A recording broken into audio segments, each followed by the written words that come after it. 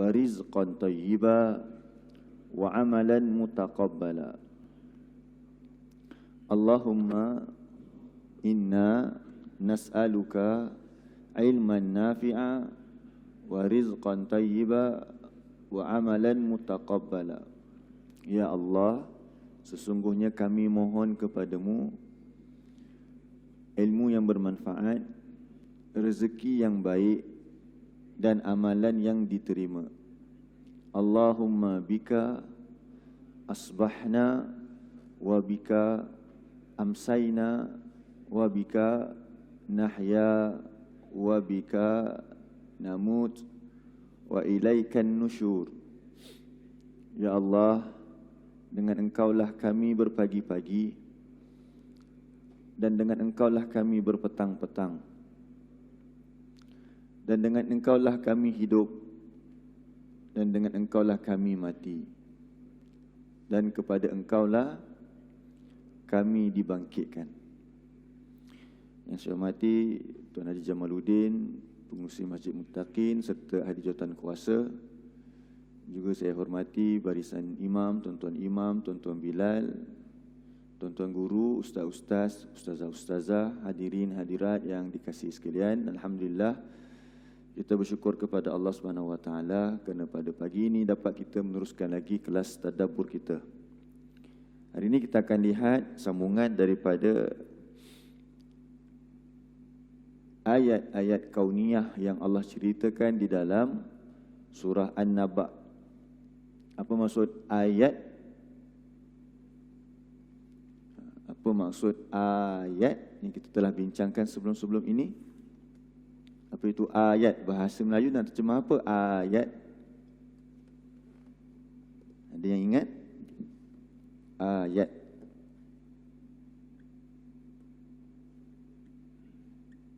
Apa dia? Tanda. Ayat maksudnya tanda. Dia sama dengan maksud apa dalam bahasa Arab? Ayat sama dengan maksud alamat.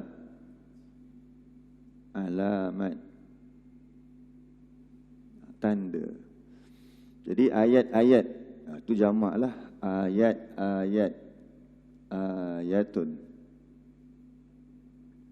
Ini bentuk jamak dia lah. Ayat-ayat iaitu tanda-tanda. Jadi tanda-tanda Allah satu, apa dia? Berbentuk apa?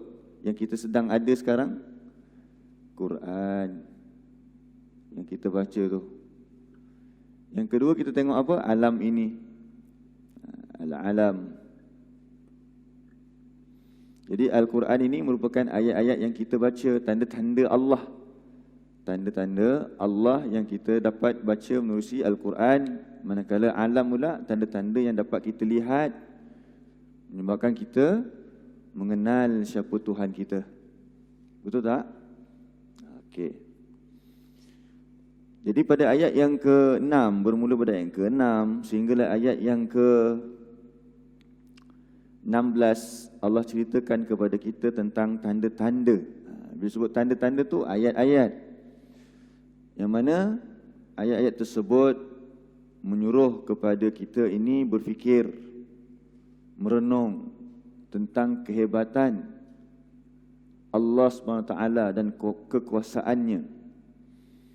Antaranya Allah sebutkan pada yang ke-6, alam naj'alil arda mihada. Itu kita bincangkan sebelum ini. Jadi, bukankah kami menjadikan akan bumi ini mihadan, dalam keadaan terhampar, dalam keadaan yang, apa lagi kita bincang minggu lepas, zalulan, yang mudah untuk digunakan. Telah tersedia segala macam prasarana untuk hamba-hamba Allah, iaitu manusia ini, untuk mengabdikan diri kepada Allah. Sepatutnya tujuan Allah jadikan bumi ini untuk manusia gunakan mengabdikan diri kepada Allah, sebagaimana Allah sebutkan dalam surah Al-Baqarah ayat yang ke-22. Cuba tengok dulu surah Al-Baqarah ayat yang ke-22. Surah 2 ayat 22. Surah 2 ayat 22. Tengok daripada ayat 21.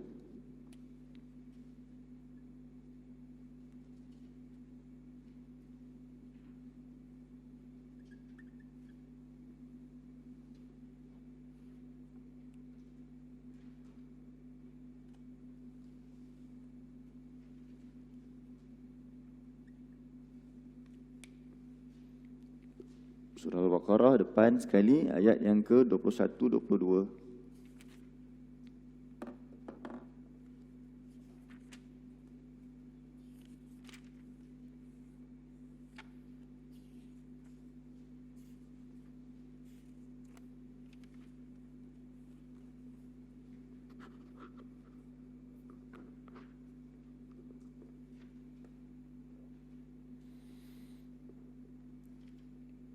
أعوذ بالله من الشيطان الرجيم. يا أيها الناس اعبدوا ربكم الذي خلقكم والذين من قبلكم لعلكم تتقون.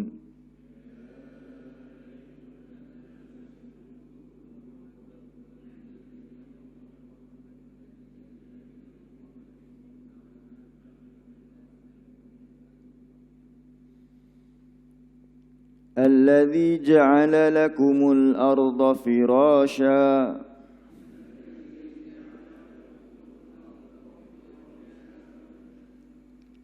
والسماء بناء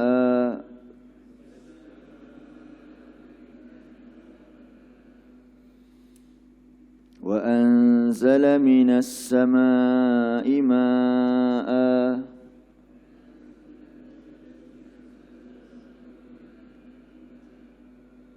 فأخرج به من الثمرات رزقا لكم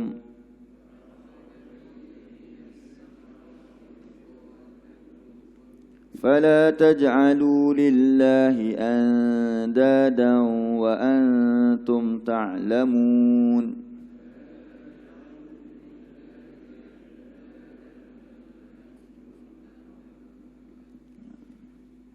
Allah sebut kat situ apa dia? Wahai manusia, abdikanlah diri olehmu akan Tuhan bagi kamu. So, u'budu, kita dah bincang tu dalam surah Fatihah. Ya.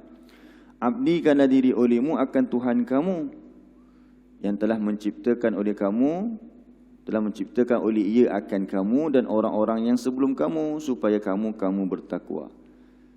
Jadi Allah sebutkan lagi, kenapa Allah suruh kita mengabdikan diri kepadanya? Sebab dia jugalah yang telah menjadikan kemudahan kepada kita di muka bumi ini. Allazi ja'ala lakumul arda firasyan. Apa maksud dia? Yang telah menjadikan bagi kamu bumi itu sebagai hamparan. Jadi satu mihadan, kedua surah Al-Mulk zalulan. Dalam surah Al-Baqarah Allah sebut apa dia? Firasyan. Sebagai hamparan. Jadi sebab itulah Nabi pernah menyebutkan perumpamaan orang yang mensyirikkan Allah. Ini Nabi buat perumpamaan yang mudah untuk orang-orang Quraisy berfikir.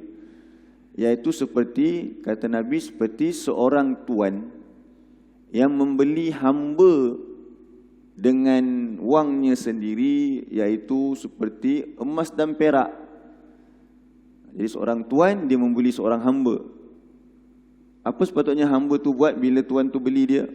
Berkhidmat untuk tuannya. Jadi tuan tersebut telah membeli hamba tersebut dengan emas dan peraknya. Tetapi hamba tersebut bekerja untuk orang lain. Apakah patut tindakan hamba tersebut? Tidak patut. So benda tu pada zaman dululah, ada hamba, ada tuan.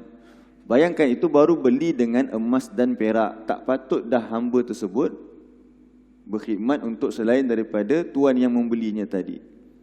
Subhanallah, bagaimana pula dengan kita ini? Allah ciptakan kita dan Allah sediakan bumi ini dalam keadaan yang mudah untuk kita gunakan. Segala macam kemudahan itu, tiba-tiba kita tak pedulikan dia dalam kehidupan ini. Lebih teruk lagi, kalau tadi setakat manusia dengan manusia, ini manusia dengan pencipta dia. Tu dua dalil Allah sebut sini. Pertama apa dia? Allah ciptakan kamu dan Allah ciptakan kemudahan untuk kamu. Jadi itulah yang Allah ajarkan kepada kita tentang ayat-ayat kauniyah ini, supaya kita berfikir yang Allah ciptakan bumi terhampa ini tidaklah sia-sia, tapi mesti digunakan untuk pengabdian diri kepada Allah. Bahkan kalau kita lihat di negara jiran kita contohnya, mereka ni berada di atas apa dia? Lintasan api Pasifik. Betul tak? Di atas lintasan api Pasifik, lingkaran api Pasifik. Yang mana di bawah tanah mereka, di dasar laut mereka itu ada apa? Ada gunung berapi, kan? Yang mana bila pergerakan bumi berlaku ke plate-plate bumi bergerak menyebabkan boleh terkeluarnya gunung berapi tersebut. Lava yang mengalir itu boleh membakar rumah-rumah dengan asap yang naik lepas tu jatuh atas muka bumi, atas permukaan bumi, merosakkan.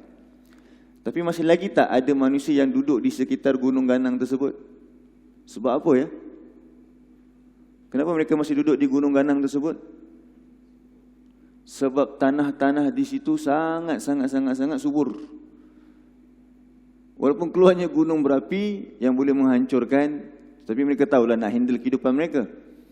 Mereka masih duduk di situ kerana apa? Sebab tanah di situ sangat subur, penuh dengan vitamin yang diperlukan, mineral yang diperlukan untuk tumbuh-tumbuhan.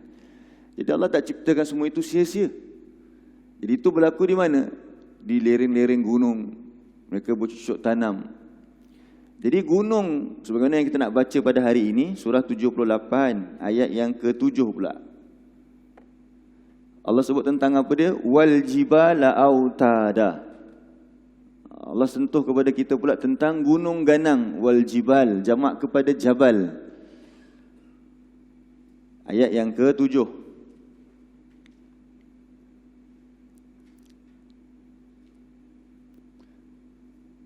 Wal jibala autada. Apa diterjemahkan wal jibala autada tu? Dan gunung ganang, kalau bumi Allah kata sebagai mihadan, terhampar. Kalau gunung ganang pula di sini Allah jelaskan sebagai apa? Autadan, diterjemah apa? Pasak. Autadan tu pasak. Nak mudah faham lagi apa dia? Paku. Autadan tu mufrad kepada watad, iaitu paku. Selepas Allah cerita kepada kita tentang bumi yang terhampar, lebar, yang meluas begitu, yang di atasnya perlu didirikan apa? Bumi yang mendatar tu, di atas tu kita hidup di atasnya. Di atasnya ada apa kita bincang minggu lepas? Ada jalan-jalan. Di atasnya ada apa kita bubuh? Di atasnya ada rumah-rumah kita. Jadi perlukan tak keselamatan? Jadi Allah ceritakan selepas bumi, Allah cerita tentang paku. Supaya apa dia? Supaya permukaan yang di atasnya kita duduk itu stabil. Jadi Allah cerita sejurus selepas bumi, Allah cerita tentang pasak yang nak menstabilkan bumi tadi itu. Macam kita pasang kapet ni lah contohnya. Tak nak bagi kapet ni bergerak. Dulu kan ada tepi-tepi. Nampak apa dia orang letak apa? Paku. Sekarang pakai apa? Gam macam tu lah. Dulu pakai paku. Kita nak bina kemah. Tak nak bagi kemah tu ditiup angin. Kita pasang apa? Pasak daripada kayu ataupun besi. Jadi kita tahu tujuan dia untuk menstabilkan sesuatu. Itu jugalah fungsi gunung untuk menstabilkan permukaan bumi ini, sebagaimana Allah sebutkan dalam surah 31.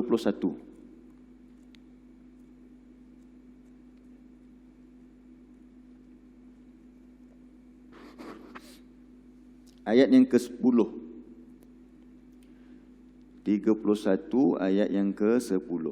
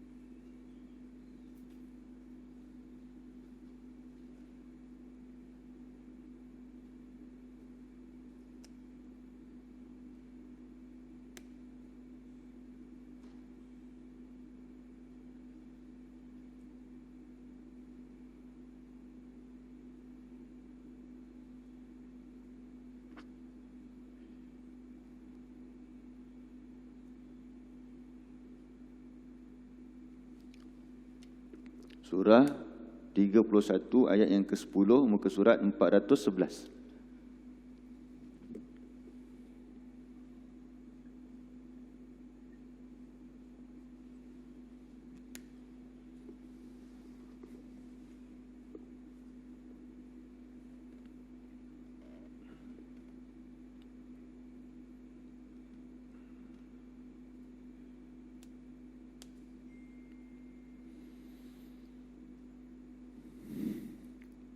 Muka surat 411. A'udzu billahi minasy syaithanir rajim. Khalaqas samawati bighairi 'amadin tarawnaha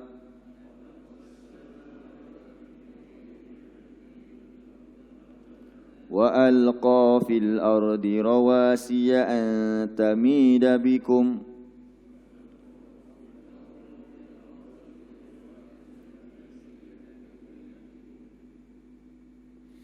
وبث فيها من كل دابة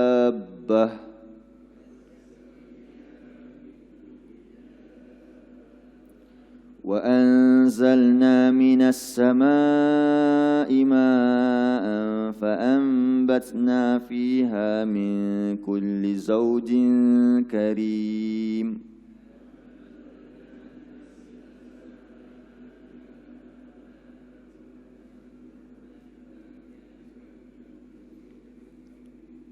Jadi dialah yang menciptakan petala langit tanpa adanya tiang yang kau lihatnya.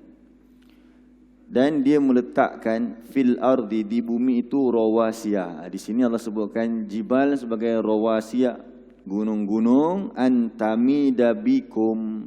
Apa diterjemahkan? Agar ia, bumi itu, tidak menggoncangkan kamu. Jadi bayangkan di atas permukaan bumi kan? Permukaan bumi. Kita bina rumah-rumah kita, ada jalan-jalan, kenderaan yang kita nak boleh lalui. Tapi ada apa dia dipanggil apa ni? Ni apa semua ni? Paku. Yang memastikan supaya apa? Rumah yang kita duduk hari ni tidak, bumi tidak menggoncangkan. Tengok Allah kata apa dia? Supaya bumi itu tidak menggoncangkan kamu. Jadi kamu boleh hidup tenang selama ni kerana apa? Kerana adanya paku-paku ni. Dah nama pun paku, sebab tu hari ni pun orang dah tunjukkan dah secara kajian. Rupanya di bawah gunung ini ada apa? Kita bukan, gunung sebenarnya bukan tompokan. Tapi sebenarnya sampai ke bawah ni pun dia masih ada lagi apa? Dia punya bawah, bahkan yang di bawah tu lebih besar lagi dan lebih dalam daripada yang ternampak di atas itu. Sebagaimana paku, kita ketuk supaya apa? Dia ditanam. Menyebabkan apa dia? Bumi, permukaan bumi menjadi stabil. So di atas bumi tu ada rumah-rumah kita. Dan kehidupan, nak berjalan, nak pergi kerja, kenderaan ni kereta ke ni? Tak, maaf lah, lukisan tak kemas. Kemudian kita pun belajar di sekolah, cikgu ajar, nanti ada apa ni? Awan. Siapa yang tiup awan nanti? Angin. Bila angin tiup awan, mana dia pergi last nanti? Dia pergi ke Gunung Ganang. Lepas tu dia menahan angin tu, menahan awan daripada bergerak. Lalu terkumpul awan di sini. Lalu berlakulah tekanan udara dan sebagainya. Apa berlaku? Hujan turun di mana? Di gunung-gunung, di bukit-bukit. Lalu apa berlaku kat situ? Subur tanaman-tanaman di situ. Dan gunung juga sebagai apa dia? Punca kepada air. Sungai-sungai tu. Kira sistem Allah ciptakan tu macam kita nak bina bangunan sebagainya, kena ada semua macam-macam sistem. Tapi Allah sediakan begitu tanpa ada apa dia? Tanpa ada dia punya orang yang nak maintainkan dia. Sistem yang Allah ciptakan itu semuanya komplit antara satu sama lain. Dulu orang kata pergi Cameron Highland sejuk. Sekarang sejuk lagi. Kita tahu kenapa dah tak sejuk hari ni sebab apa? Pokok-pokok habis ditarah. Menyebabkan apa? Nak rasa sejuk boleh, tunggu dia hujan. Tunggu kalau datang hujan sikit dekat Cameron tu rasa sejuk. Kalau dulu tak, tunggu sejuk macam tu. Jadi sebenarnya Allah cipta semua dah indah. Tetapi kerana manusia itu dia rakus, maka dia merosakkan alam sekitar. Itu kesalahan manusia lah. Macam-macam fungsi yang Allah ciptakan untuk gunung ini. Apa lagi yang kita boleh tahu, boleh tambah tuan-tuan dan puan sekalian? Untuk hujan menimpa di sini. Lepas tu ada punca sungai kat sini. Kebanyakan sungai bermula daripada bukit-bukit itu. Turunnya sungai-sungai. Sebagai pasak bumi. Ada lagi tak? Ada yang nak tambah? Dan sebahagiannya duduk kat mana manusia ni? Duduk di bukit-bukit, di gunung-gunung. Tu ada nama apa tempat tu? Meru Hill. Mana? Jadi begitu keadaan manusia ni mendapat nikmat daripada gunung ganang yang Allah jadikan itu. Betul ke? Jadi apa fungsi dia sebenarnya? Untuk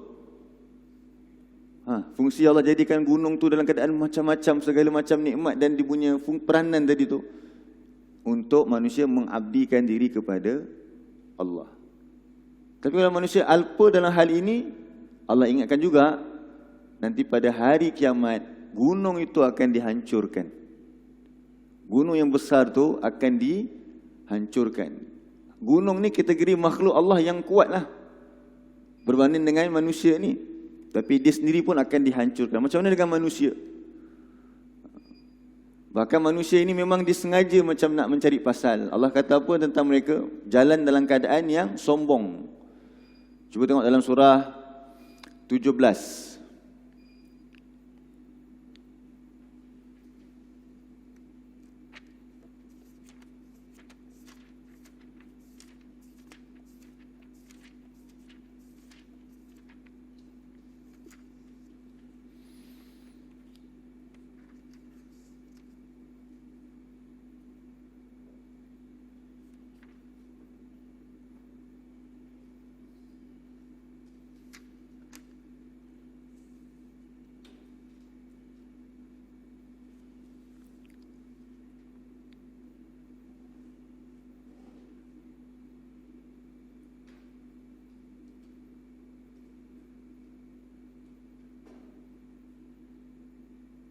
Ayat 37.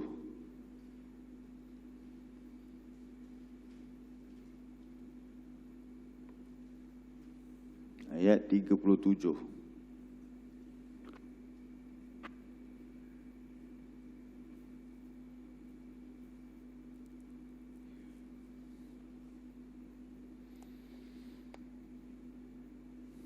Surah 17 ayat 37 muka surat 285.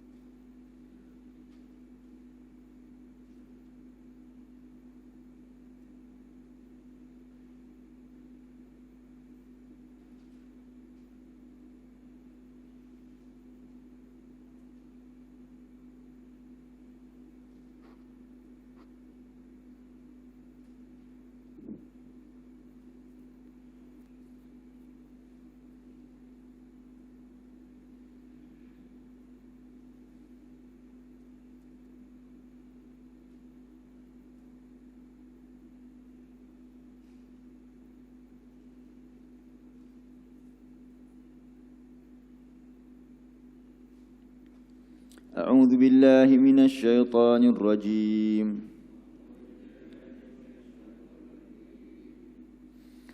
ولا تمش في الأرض مرحا إنك لن تخرق الأرض ولن تبلغ الجبال طولا.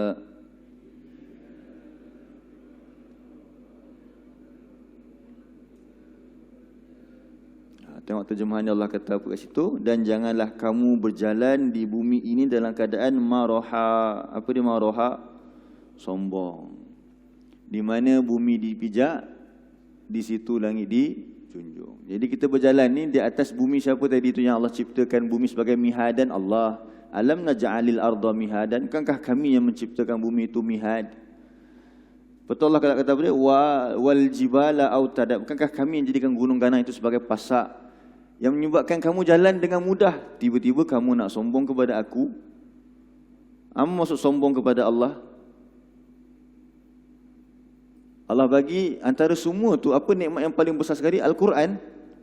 Sebab Allah jadikan gunung ganang tu untuk keselesaan kita, supaya kita boleh mengabdikan diri pada Allah. Lalu Allah berikan Quran, kamu menyombongkan diri kepada aku. Jangan jadi seperti itu. Sedangkan kamu ni makhluk yang lemah.